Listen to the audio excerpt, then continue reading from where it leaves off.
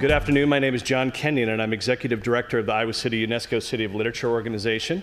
And I'd like to welcome you to the third and final day of our 7th annual One Book, Two Book Children's Literature Festival. We've had some amazing programs over the past couple of days, and we're excited to end it with today's program called Write Out Loud. So Iowa City is one of only 28 UNESCO-designated cities of literature in the world, so it's obvious that we take writing very seriously here. And as is fitting for a city of literature, the young people in our community are amazingly talented young writers. Our organization wanted to find a way to recognize and celebrate that talent, so we created this Write Out Loud event. We asked students in grades 1 through 8 from throughout the Iowa City-Cedar Rapids corridor to submit one page of original writing.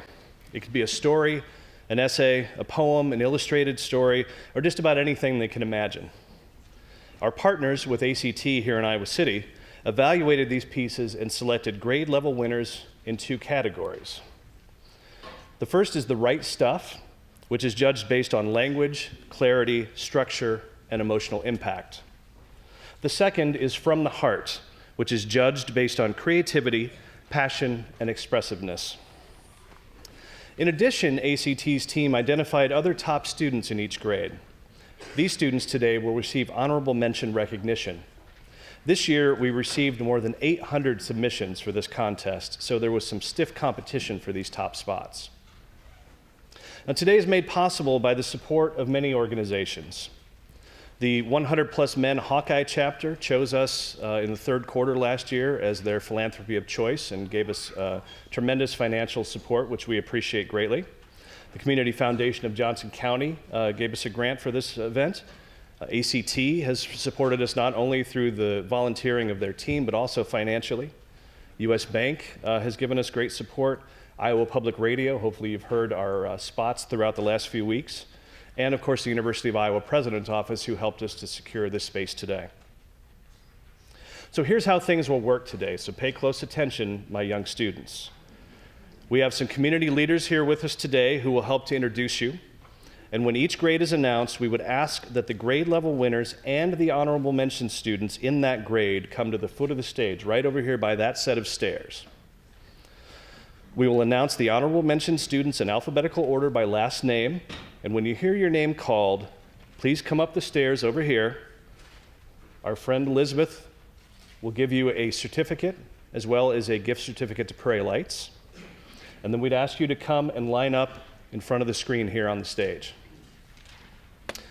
And then we will have our grade level prize winners, our Right Stuff and From the Heart winners, come up one at a time to read their selections. We'll pause a moment to let everybody get photos, so don't worry about that.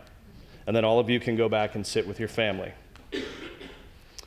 As I mentioned, thanks to the generosity of our sponsors, in addition to a certificate of merit, every one of the students recognized today will receive a $10 gift certificate to Prairie Lights. In addition, we will stop once in the middle and again at the end of the program to draw winners for our door prizes. We have 2 Kindles that we're going to be giving away to our students. So all of the students being recognized today are eligible but must be present to win. So hopefully you can stick around and hear all of the great reading today. Now we are going to mix things up a little bit this year, and we will follow the order that is in your program rather than simply going 1st grade through 8th grade. We just felt it wasn't fair to make those 8th graders wait till the end every single year. Now it does say 1st and 5th that Kingsley is going to be doing. We're actually flipping the order on that. It will be 5th and then 1st, and then everything I think will follow in the program. So now I would like to welcome Iowa City Councilor Kingsley Botchway, who serves also on the Iowa City School District's, as the School District's Director of Equity, to come up and help us to introduce our 1st grades. Would our 5th grade students please come to the foot of the stage? You will come onto the stage in order you are called to receive your certificate. Our 5th grade honorable mention students are, come on down, Reese Anderson, Van Allen, Ava Bruxwort, Wickham, Batali, Kirkwood, Eleanor Decker, Horace Mann, Charlotte Delory, Willowwind, Dania Hussein, Corville Central, Finn Lemke, Twain, Owen Ruth, Twain, Luis Solano de Almeida, Willowwind, Vera Tanas, Wickham, and Jen Tran, Lucas.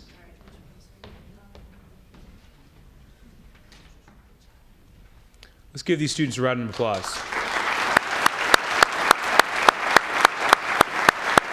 Coming to the stage now is the Right Stuff winner, is Honora Cluck from Lynnae Elementary, who will read her winning piece. Lizzie Gorman lived next to the basement of her apartment. Lizzie has explored every part of the apartment. However, her parents forbid her to go through door 013. However, on her birthday, Lizzie snuck out and opened the ancient doors supporting those rusting brass numbers. She stepped onto the rotting floorboards and cringed as a creaky noise filled her ears. She scowled at the molding wallpaper flaking to the ground. She ran her fingers across the cracked railing laced with sticky spiderweb. Halfway down the steps, the door slammed behind her with so much force Lizzie swore it could have been pushed. Lizzie froze. Her heart was pounding so hard she thought it was going to burst from her chest any second now. She ran back up the steps and pushed against the door. It would not budge. One thing was clear. She was stuck on the other side of door 013. She turned back towards the stairs. The air was dry in her tongue as she slowly scanned the musty darkness that seemed to stretch out for an eternity. Slowly she walked back down the stairs, hoping for some way out. The only noise was her sneakers creaking on the staircase. She counted each step as she went. 1, 2, 3, 4. When she hit 30, her feet hit hard stone. A light flickered on. Moss fluttered around, attracted to it as bees are to pollen. Lizzie found herself in the middle of a large room, but the only thing in there was a large ancient chest. She ran her fingers over the engraved markings. Click! Lizzie leapt backwards and watched in amazement as the lock slowly opened. All of a sudden, a sound rang through the room. However, it was a peaceful sound, like a music box.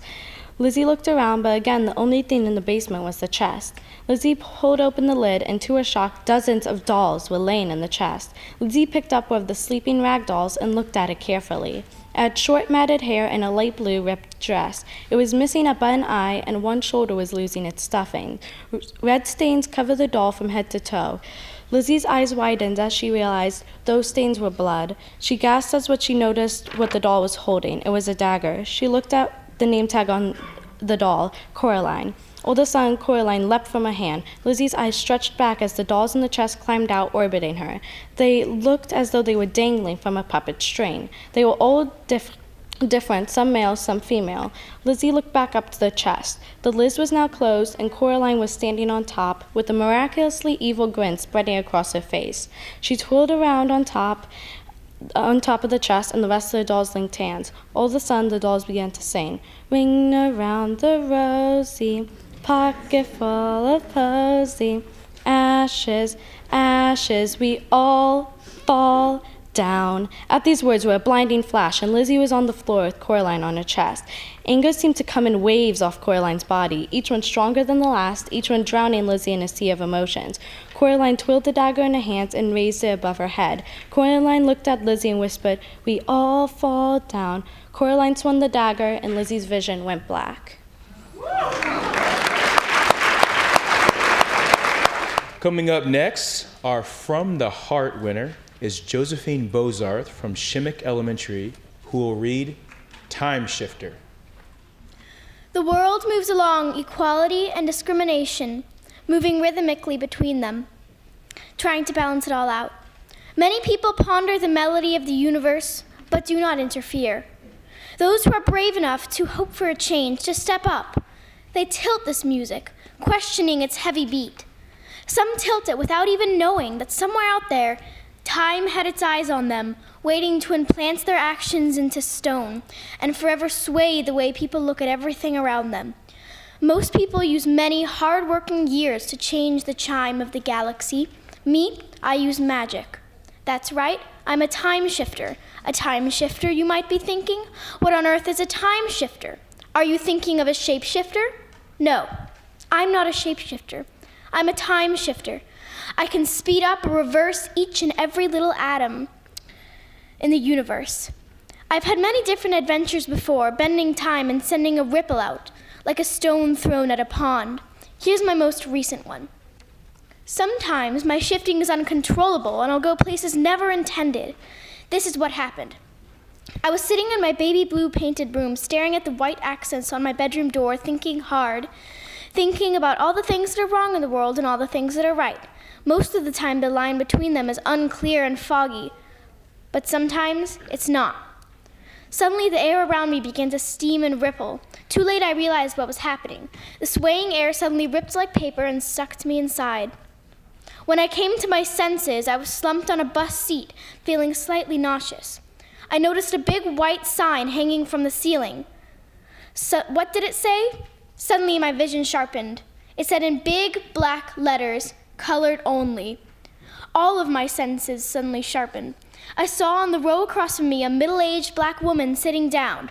Then I realized where I was, Rosa Parks' bus, which meant that was Rosa Parks. Suddenly, the bus lurched to a stop and a white man got on. I looked over at the whites-only section, which was full. "Hey, you there," the bus driver said, pointing to Rosa. "Let me have those seats." I sucked in my breath. "I don't think I should," she said quietly. I turned around and saw the bus driver's face turn tomato red. "I'll call the police on you."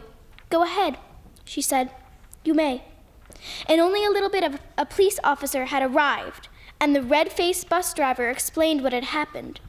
The entire time, I had been staring at Rosa. She looked tired and scared, but also radiated confidence and boldness. The officer shoved her up from her seat and said, "You're under arrest. Come with me." She looked at me, and I saw in her eyes a great sadness, yet also something else. She looked almost happy, but in the most haunting way possible. I stood up, wanting to stop it. Rosa looked me square in the eyes and said to me, "There's going to be a change in the world someday. There's going to be a great change." Tears stung at my eyes. I wanted to stay here to help these poor people, but the air rippled in front of me, and the vortex opened, and I was sucked inside. Back in my room now, I thought about what had just happened. One word floated in my head: unfair. If you listen to the sky at night, you can hear the stars singing. Soon, all of space and beyond join in, perfectly in tune, harmonizing with each other. They sing of wonderful changes, but also of the great, great sorrows of the past. Will our first grade students now come to the foot of the stage? All right, starting us off, Cora Beelan from Coralville Central, Ren Broderson from Coralville Central, Marin Markle from Horn Elementary. Let's give them a round of applause. Coming up next is our The Right Stuff winner, is Olivia Mitros from Wickham Elementary, who will read The Rainbow. Once upon a time, there was a rainbow that was 7 years old because it had 7 colors. Each year represented a color. In the red year, it was apple picking year. The rainbow picked 7 apples. In the orange year, it was leaf year. In leaf year, the rainbow jumped in a leaf pile 7 times. In the yellow year, it was sunny every day. The rainbow played in the sun. The sun had 7 rays. In the green year, there was green grass every day. There were 7 yards of grass. In the blue year, the rainbow jumped 7 waves in the ocean. In the indigo year, the rainbow slept 7 months of that year. In the violet year, there was a picnic party with only grape items. The 7 foods were grapefruit snacks, grapes, grape juice, grape jelly, a grape salad, grape lollipops, and raisins. One day, a leprechaun named Greenie came, and every 7 years, she brought a pot of gold. The rainbow and the leprechaun ran and ran and ran. The rainbow decided that every time the leprechaun came, it would be called St. Patrick's Day. Coming up next is our From the Heart winner, Avery Cohen from Willowin School, who will read The Turkey Effect. One fall morning, me and my family, were turkeys. We stood in my backyard, my sister Eden said that we should keep extreme caution of hunters, otherwise we could die. Oh, you want me to read the next one? All right. You got to come up here, though, so they can hear you. No sooner were those words out of her mouth than they were proved true. I spied or thought I did a hunter. His gun was in treasure. No, I yelled. No sooner, but the gun missed by 30 feet. Yay, I yelled. I ran my sword, she fell. Then she got up. What's her name? For another group, I said. And then there was another group 30 feet away. I, and probably the rest of my family, felt relieved. The end. All right. Did you guys hear that? No. All right. Can I read it real quick? All right, stay up here with me. One fall morning, me and my family, were turkeys. As we stood in my backyard, my sister Eden said that we should keep extreme caution of hunters, otherwise we could die. No sooner were these words out of her mouth than they were proved true. I spied, or thought I did, a hunter. His gun was aimed straight at my mom. No, I yelled. Is that good enough? No, okay. But it was too late. What's that? Say yay. Oh, okay. But this gun missed by 30 feet. Yay, I yelled, hugging my mom so hard she fell down. Then she got up. Must have been aiming for another group, I said. And there was another group 30 feet away. I, and probably the rest of my family, felt relieved. The end. All right, thanks to our first graders and to Kingsley. I'm only going to do that for stories that have turkeys in them, so the rest of you are on your own. Thank you, son. That's okay. It was a great story, Avery. Thanks for sharing it with us. So now I would like to welcome Regina Bailey, coordinator for the Any Given Child program with the Iowa City Community School District, to the stage, who will introduce our next grade. Good afternoon. I would like the 8th grade students to come up to the front of the stage. You will come onto the stage in the order you are called to receive your certificate. 8th graders, we have Sonia Blesser from North Central Junior High, Jessica Klein from Franklin Middle School, Isaiah Havman, he's homeschooled, Samuel Torkelson from West Branch Middle School, and Ferguson Ward from Southeast Junior High. Our Right Stuff winner is Jonathan Chen from Northwest Junior High, who will read The Water Impasse. Jonathan? The water impasse. Water. The irony of water is ever persistent. Wars have been fought, lost, and won. Nations have risen. We, as humans, have become the most dominant life on the planet. Yet we still have such a thing like the water crisis. We are the most advanced beings on Earth, and we have the most primordial of crises. Thousands of years ago, not having enough water was probably the norm for the majority of people.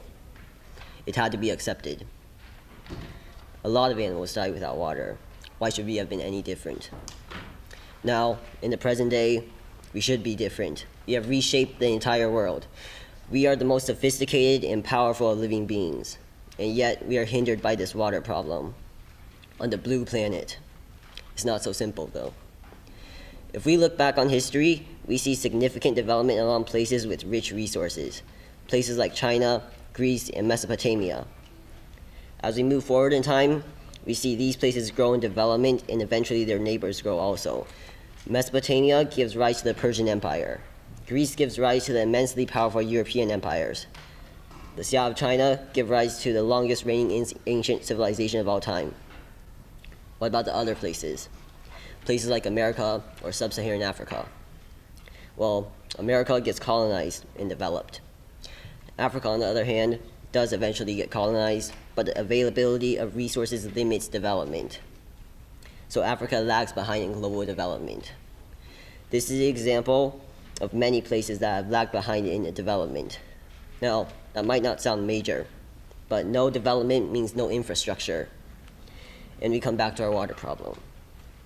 In developed regions, people make new technologies such as wells, pumps, and eventually water is cleaned through new treatment plants. Underdeveloped regions, however, don't get all the luxury equipment. They are stuck in time. And as time goes on, the developed regions find out about the water crisis. And that is where we, as a developed group, must help. Now, the first problem will always be, how do we help in a region without resources? Admittedly, it's always going to be a problem. Unless we can just constantly bring resources and infrastructure to places like sub-Saharan Africa, the water crisis is just always going to be a thing. To explain this problem, think about this. Say that we give a lot of water pumps, wells, and other types of infrastructure. What happens when we leave? What happens if infrastructure breaks? It does take money to do all this. Now, it seems like there is a really simple solution. Just station a permanent workforce to help in water crisis regions. Well, this does not work. If they are sent over there, we still have to give them resources. This is because they simply do not have enough resources to work with in water crisis regions. They will also eventually run out of infrastructure. So the root of all of this is the fact that people fighting the water crisis are not getting enough financial support. If we had nations focused on the water crisis, this could have been solved quicker. In fact, it was probably about to happen until new crises to the world showed up. New crises like terrorism and nuclear weaponry. These are not a priority, but the water crisis hasn't grown weaker. It's still as prevalent as before. Now, the new threats should be prioritized, but the support for fighting the water crisis shouldn't weaken. That's why we should keep fighting. We need to keep fighting this most primordial of threats, and that is the water crisis. From the Heart winner is Lynnae Edwards from West Branch Middle School, who will read her winning piece. Lynnae? Lady. Hello, the banker asked Luke with a worried look on his face. Hello, he asked once more. Although Luke heard the banker, he was experiencing another tingling throughout his whole body. His head was pounding, and he felt as if gravity was being forced upon him. His vision was blurry, and he wanted to pass out to get rid of the pain. Focusing only on the horrible sensation, he didn't notice that the banker had passed out. A few seconds later, his eyesight started to come back, and his head was no longer pounding. Still feeling a bit dizzy, he looked around, noticing that the pale blue sky had turned to a charcoal gray. He noticed that there was no longer an old man standing before him. He peeked over the desk and saw him on the ground, unconscious. As he turned around, he observed that he was the only one standing, the only one who had survived. Although weird things had been happening to him all day, he had never experienced anything like this before. His first reaction was to run. He ran and ran, thinking that he was the only survivor, his feet taking him far, far away. Luke didn't know where he would end up. Maybe at home, maybe in the deserts of Arizona. He didn't know and was yet to find out. He ran and ran, up 7th Avenue, through Maple Street, past Coral Court, down Stamford Drive, and straight to his house on Durango Road. He ran into his house with a panicked look on his face. Nobody was there. He ran to the kitchen, where Ma would usually be cooking dinner, but she wasn't there. Pa was sitting on the couch, looking at the newspaper like he usually would be on a Tuesday evening. He sprinted up the stairs and through the hallway, looking in every room he passed. When he reached the last room, his parents' room, his brother Elijah, his mom Amalia, and his father Benjamin were all passed out on the bed. Luke stopped in the doorway, afraid to enter the room. He took one step in and touched his hand to his mom's forehead. She was warmer than usual. He looked at his young brother and father. They looked pale. He ran back down the stairs, hoping and hoping that everything was okay. He ran out of the house and straight down the road to his grandparents' cottage. His legs were weak. He'd been running for the past hour. As he ran out of breath, he reached his hand in the pocket of his sweatpants and gripped his lucky cross. It had been his father's, and when in a time of crisis, he always made sure it was there. He ran and ran, sweat dripping off of his hand, to the small wooden cross. He began to hyperventilate. He didn't usually run like this because of his asthma, but when he did, it never turned out good. He began to feel heavy, like someone was pushing forces onto him from every angle. He wanted to fall. He wanted the pain to go away. This is exactly what had happened an hour earlier at the bank. Across the street, a woman pushing her baby in a stroller fell to the ground. Luke looked straight ahead and saw his grandparents' house approaching. He didn't bother knocking on the door and ran straight in. When he ran in, his grandpa was the first person he saw. His grandma wasn't in sight. It appeared that his grandpa was in the chair facing away from him. Luke walked to see his face. He was unconscious, just like the rest of them. He sprinted up the stairs, looking for his grandma. She was on her bed, also passed out. Luke was burnt out.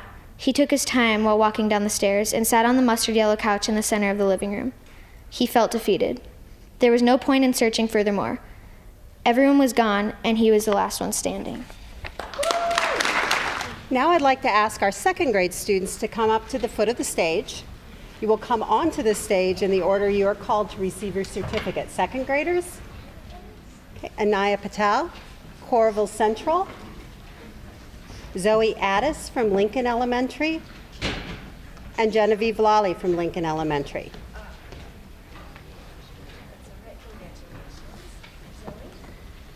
Our The Right Stuff winner is Jordi Griz from Willa Ullman School, who will read 10 Seeds. Jordi?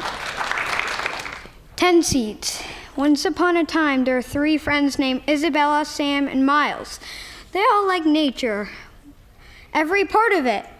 Every day they would meet to go outside and play. One day they got a call on their phones. It was a botanist. His name was Alex. He was calling them for a very important project on nature.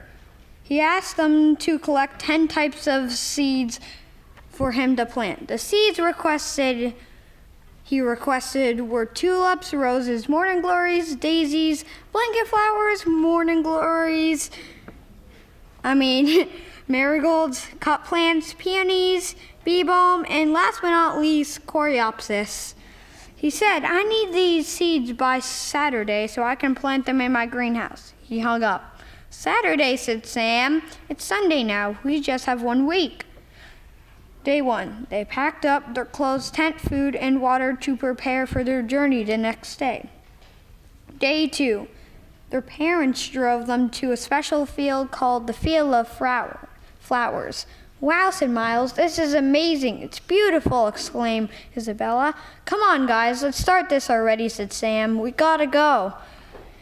They ran across the field with excitement and quickly found a daisy seed. After 2 hours later of adventuring, they found a coreopsis seed. They looked up in the sky and noticed the moon was rising, so they went back to their tent to go to sleep. Day 3. The next day, when they woke up, they dressed and started their collecting. They ran through the field and found the rose seed. All of a sudden, they saw a big hornet. It was trying to sting them, so they ran away. As they were running, Miles found the peony and morning glory seeds they needed. Sam said, I'll put a big stick to mark the spot so we can find them later. After the hornet flew away, they found the stick and got the seeds. Day 4. After the sun rose, they found the rose seed and tulip seed right away. They used the rest of the day to rest. Day 5. The birds woke up them with their early morning song, so they decided to get ready. Sam said, we need to do all the work today, Isabella said. Yeah, you guys totally do. Let's go. The 3 of them ran off to get their seeds. After 3 hours, they found 1 seed. The last seed. Last day. Their parents picked them up and drove them to Alex's lab. He rewarded them with a piece of gold to share. He said, thank you. The kids and their parents drove home happy. The end. Our From the Heart winner is Willa Ullman from Lincoln Elementary, who will read Head in the Clouds. Once upon a time, this girl named Willa. She always daydreamed in school, especially during math. One day, her teacher assigned her to work on her math facts, but she started daydreaming. Miss Clements stopped by Willa's desk and said gently with a smile, Willa, are you daydreaming again? Your head is always in the clouds. Little did Miss Clements know that Willa really did have her head in the clouds. Willa glanced down again at her math facts page, and as the numbers switched together, she was swept away to Cloudopolis, but it wasn't just her head in the clouds, her whole body was there. Willa was lying on a cloudy bed when a cloud lady greeted her. Hi, Willa. My name is Candy Cloudy, and this is my daughter, Clara Cloudy. Welcome to Cloudopolis. Clara had long, poofy, white hair, eyes that swirled like a thunderstorm, a poofy, pale pink dress. It flounced as she glided along the cloud toward Willa. Would you like to see all the cloudy sights in Cloudopolis? Clara Cloudy asked, her voice sounding like the wind swishing through a field of tall glass. Willa's head was feeling a bit cloudy, but she nodded. The first stop along the journey was the beauty shop, Columbus Cuts. The motto was, we're a cut above the rest. Claire chuckled. I thought you might want to get fluffified. Being fluffified meant 3 things. Willa had to wash her hair in the small thunderclouds in the shampooing area, walk through the tornado alley to add poof, and end up being pummeled by white powder and wrapped in a pink wispy dress. That was fun, Willa giggled as she twirled around in poofiness. Next, Clara whisked Willa away to the Cloudy Cups Cafe. You should try the Thunder Cakes, Clara exclaimed. Willa had a lightning bolt latte, and they were on their way. Next stop, the library, said Clara with a wink. Clara and Willa floated over the soft clouds, bouncing on them like billowy trampolines. When they bounced into the library, Willa gasped as books gently floated by. This library had no shelves. Willa smiled ear to ear and plucked a book out of the air. Claire smiled at her. You look like you are on cloud 9. Willa had never heard that expression, but she was certainly happy. She loved books. Suddenly, there was a lightning flash and a thunderclap, followed by a distant whisper, "Willa, Willa," the far-off voice said. All of a sudden, Willa popped her head up, and her addition and subtraction problems stared back at her. Willa hung her guilty head. "I'm so sorry, I was daydreaming. I'll finish my math." The next problem on the sheet was 42 minus 33. Willa stared at it for a second and exclaimed, "9! Cloud 9. Miss Clement shot Willa a puzzled look. "Miss Clements, don't you think it is okay sometimes have our head in the cloud?" She winked. "Yes, Willa." All right, so I'm now going to call up John Loman, who is going to project very well from here without his microphone. John's the publisher of the Quarter Business Journal and board chair for the Hawkeye Chapter of 100 Plus Men. Thanks, John. Okay, it's my pleasure to be here today representing the 100 Plus Men Who Care Hawkeye Chapter, which has proudly donated over $400,000 to 501c3 organizations in Johnson County over the past 4 years, including more than $22,000 for this important literature festival in our community.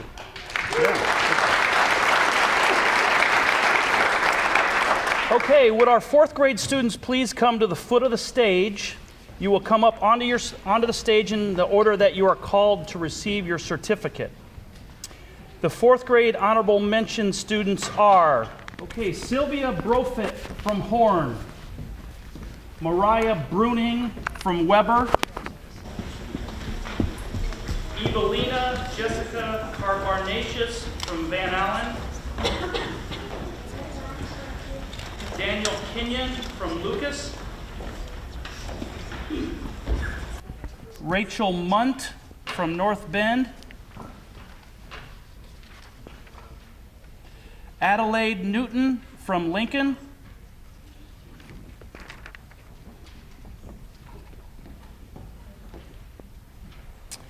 Savannah Page from Gardner,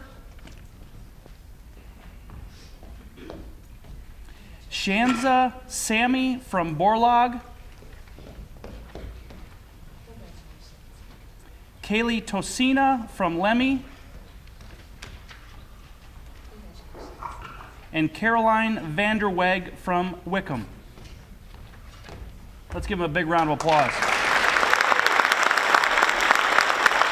Okay, the Right Stuff winner is Gwen Dow from North Bend Elementary, who will read Snowy Walk. Let's give Gwen a big round of applause. Snowy Walk. This is based on a true story. Snow is falling in the night sky. "Let's go for a walk," says my dad. "Sure," I answer. "No thanks," says my brother. My dad snaps Abby's pink glow collar on. "You can come too," he says to the dog as he opens the door to let her out. I put on my snow gear, hoping to keep warm in the below freezing temperatures. The snow fell slowly, softly, satisfying. As we walked by a streetlight, I could see the snow better than ever. I looked behind me to see our freshly stamped footsteps in the snow. As we walked further and further away from the last step, I watched them being slowly covered up again as new snow fell from the sky. I stuck my tongue out to catch a flake or two. I closed my eyes, feeling it melt on my tongue, as if someone was tickling my tongue with the most ticklish feather I had ever been tickled with. When we walked by the frozen pond, we took Abby off her leash and let her explore. Then we continued our walk, leaving Abby at the pond to run around and play in the snow. I looked up at my dad, who was looking out into the distance. Then he started walking slower and slower until he came to a stop. He got low enough that he was on his stomach. "Get down," he whispered. I got down. "Look," he whispered. I looked. There was an albino deer staring right at us. She came closer and closer. "Don't." I slowly crept to my knees. I took off my glove and reached out toward the deer. "Don't," my dad whispered, but it was too late. The deer was licking my hand. "Wow," I whispered. I pulled my hand away as my dad reached out his hand for his turn. The deer took one sniff, paused, then ran away. "I don't think she likes me very much," my dad joked. "How do you know it's a she?" I asked. "She's a mother," he answered. I saw her fawn watching behind that tree. We got up and walked to the frozen pond to check on Abby. We lay down in the snow and closed our eyes. Let's pretend we're sleeping and see Abby's reactions, I said. We laid there silent and still.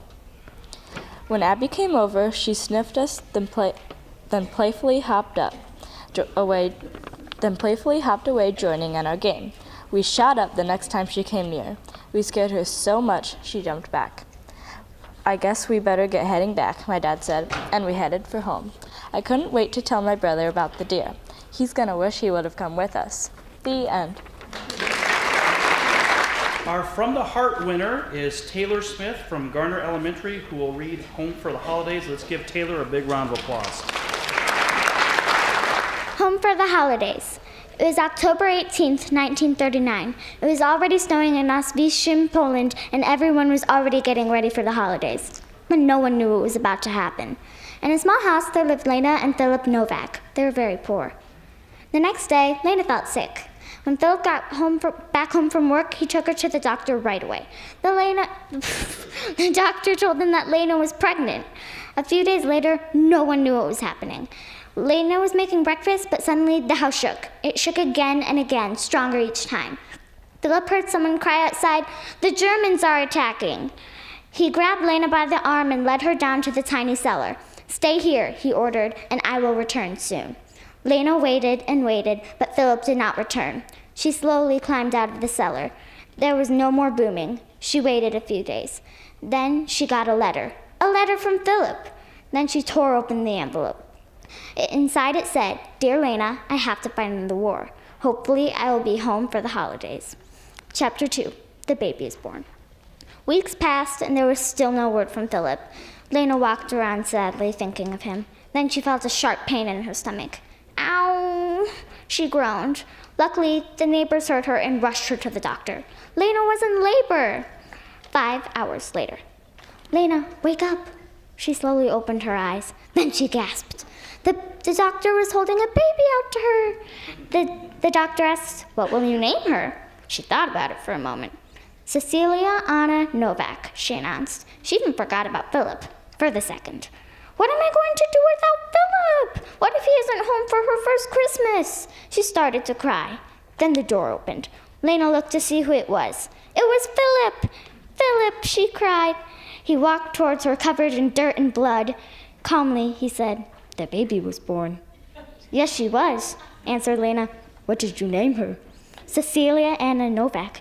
Philip turned to the doctor. "How long will it be until she can come home?" The doctor replied, "She seems ready now." So Lynnae and Philip headed home. Chapter 3, Christmas Time. The new family woke up on December 5th in a very happy mood, for it was Christmas Eve, but they had to get to work.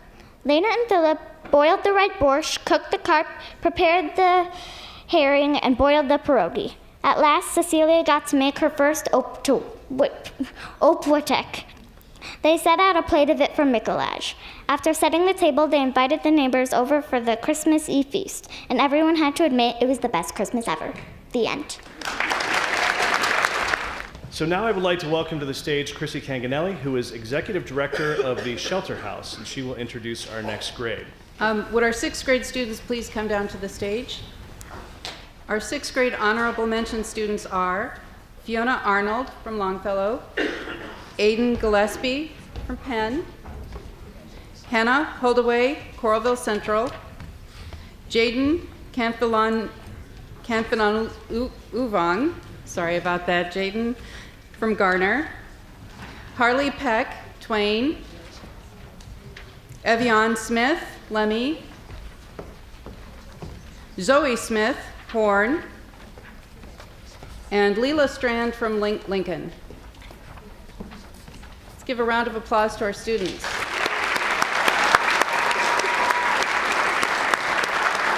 Our The Right Stuff winner is Megan Carlson from Garner Elementary, and she will read Distant Stars.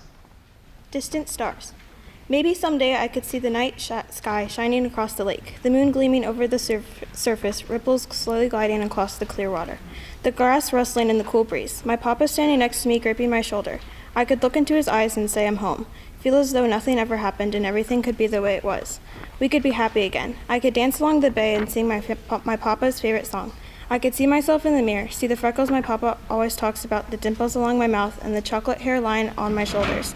I think about that a lot, trying to find a way to grasp it. The distant stars are so close I can almost reach. I can imagine everything I will do and see. I could travel the world and see everything just like it was when I was younger. That one day changed everything. I can remember the doctor and the tears in my parents' eyes. It's a blurry vision, but I can see it. I will never forget that day and the day I can see again, because it will happen. One day I could be able to see again, and I won't let anything get in my way. And now for our From the Heart winner is Clara Raceviscus from Shimmick Elementary, and she will read Clay. Clay. Plastic. Cold, shiny, lifeless. Forced into shape by society to be similar to all the other pieces. Very hard to recreate once it's been hardened. Disrespecting and destroying the environment and most of the earth. A large amount of the population has a personality like plastic, trying to be someone they're not just so that they can fit in.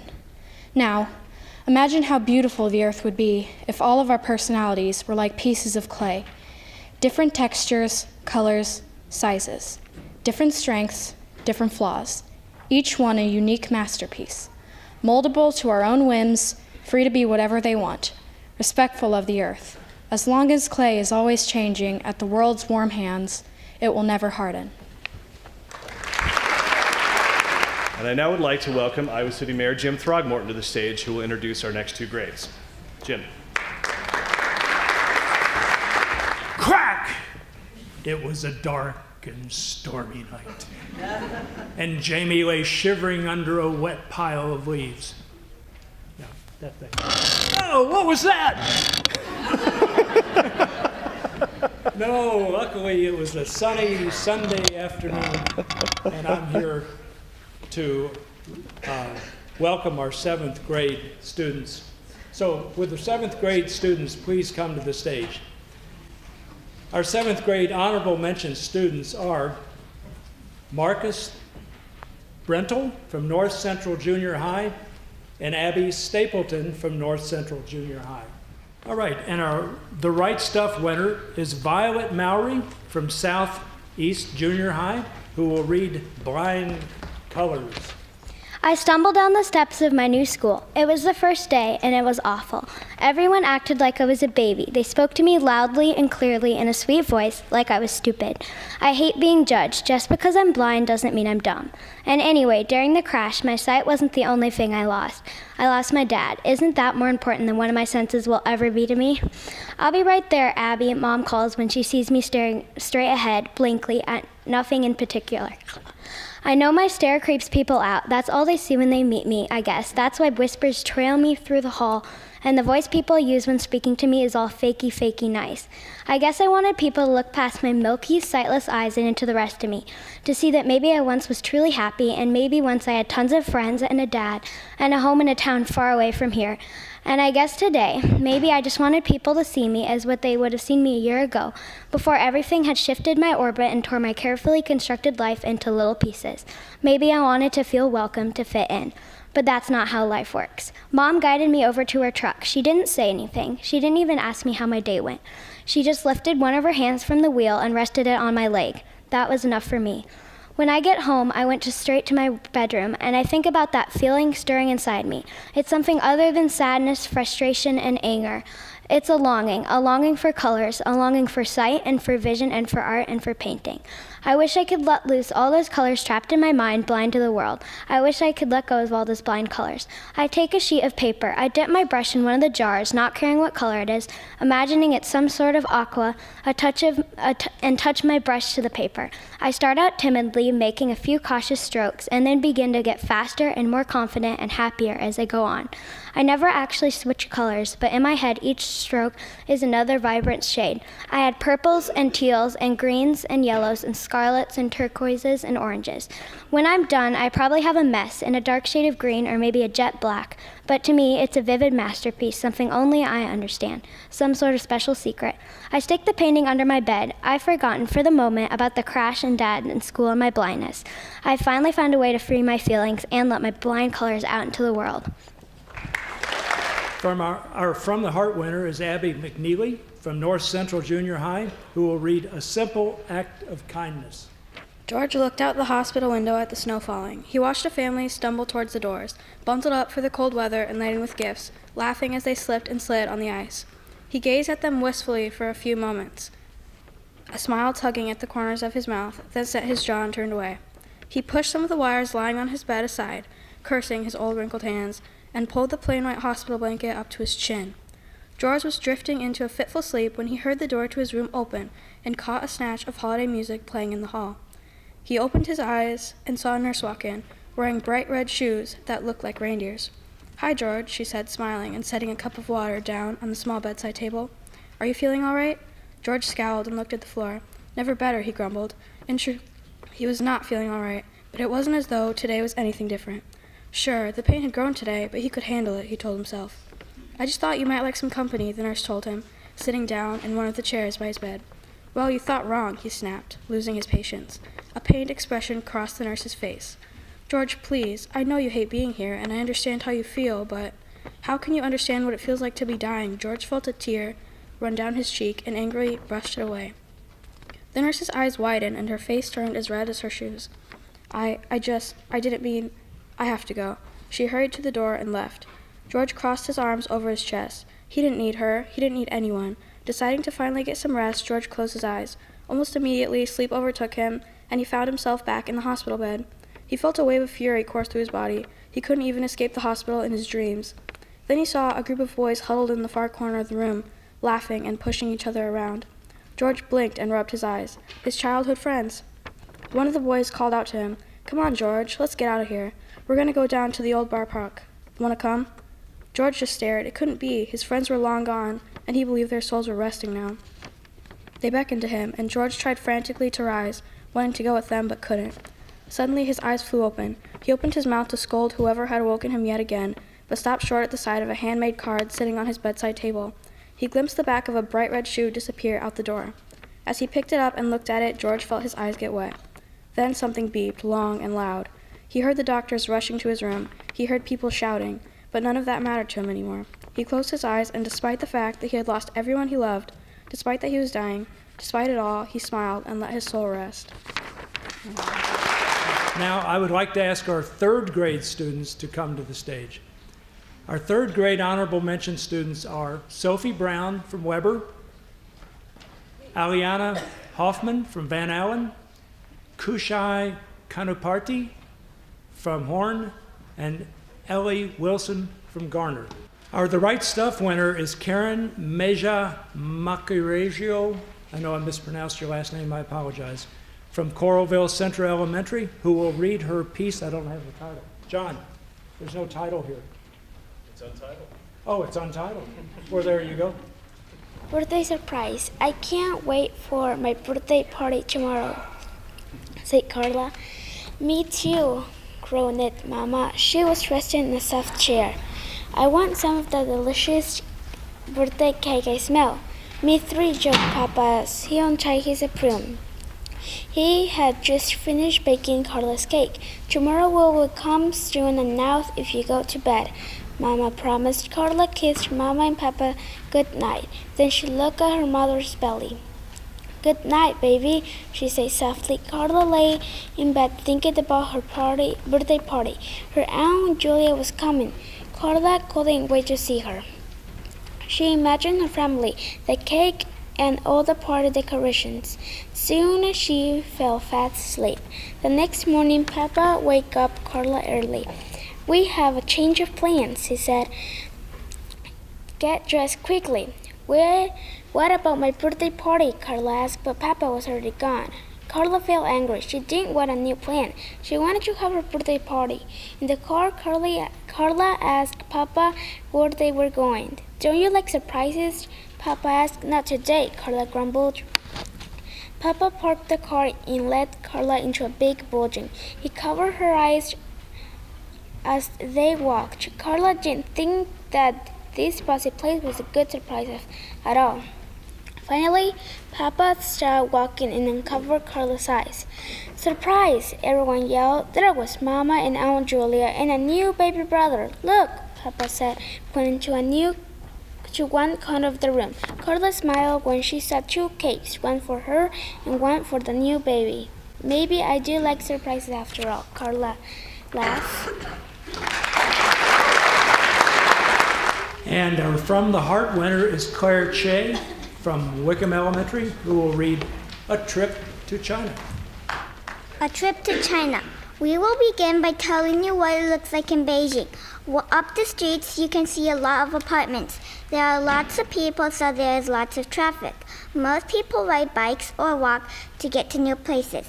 There are more taxis in Beijing than in Iowa because more people live in apartments and don't have their own cars. Let's go to Fragrant Hills Park in the suburban area of Beijing. Fragrant Hill is so high that it might take an hour to climb up. Many people ride cable cars to get up. Near the foot of the hill, there is a pond called Eyeglasses Pond. It is called Eyeglasses Pond because it is shaped like a pair of eyeglasses. When climbing up halfway, you come to a little house. I don't know what it's for. At the top of the mountain, there are lots of stores and places to buy food, water, and snacks. Now let's start a tour somewhere else. Our first stop is my mom's uncle's house. He lives in Yangzhou on an island in the middle of the long river on a countryside. They live in a big house with 2 stories and lots of rooms. I never counted. In front, there is a small creek from the long river. There are crabs, lobsters, and other living things. Some people wash their clothes in the creek. They have to light a fire to cook, not like in Iowa. My mom's uncle, my uncle, and aunt live there. There are pets too. My mom said they are not pets. There are a few hens, 1 goose, 1 rooster, 2 dogs, and 2 big turtles. For breakfast, I ate a sesame rice ball. It's round. The outside is made of sticky rice. The inside is sweet sesame filling. You eat it with a plain tasting soup. We also eat eggs. The eggs come from the hens. I was lucky to see how a hen laid an egg. She had a square bucket on top of a small shelf. She went up and down 3 times because we were around talking too loud. She must be scared. Finally, there was 1 egg. It was warm, light brown with dark brown spots. It was amazing. We gave it to my mom's uncle and ate it for breakfast the next day. The trip to China was exciting. After the trip, my mom and my little brother and I made a scrapbook. We kept many photos in it. My brother and I helped by glowing photos and drawing pictures. I have been to many places in China, and I hope to go to more next year. All right, thank you, Mayor.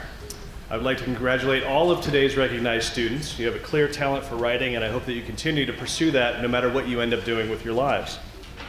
So I wanted to again thank our sponsors who helped to make this possible, the 100 Plus Men, the Community Foundation of Johnson County, ACT, US Bank, Iowa Public Radio, University of Iowa President's Office, and I did also want to give a special thank you to area teacher librarians and principals and classroom teachers at all the districts from which these students come.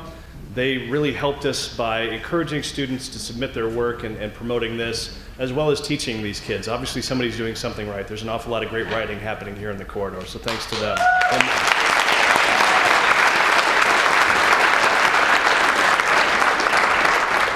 I would also like to thank Joshua Haveman and his team at ACT for all of their hard work to judge these pieces. As I mentioned at the outset, we had more than 800 pieces, and those folks all volunteered to read those and help us to evaluate them. So that was a gigantic task, and we thank them for that. And we'd also like to thank the dozens of volunteers who helped to make this weekend possible. We had so many people doing so many different things. I can't name them all by name, or it would take up until 3 o'clock here. So I will just say thank you to all of them, a very heartfelt thanks for helping to make this possible. I did want to say, I think it looks like we have a stack of the booklets in the back, so I know we were making sure that every family at least got one for their writer and one for the parents. If grandma and grandpa, aunts and uncles would like to try to grab one now, we do have a few more. I want to make sure these get to good hands. And with that, thank you very much for coming, and to our young authors, keep writing. Thank you.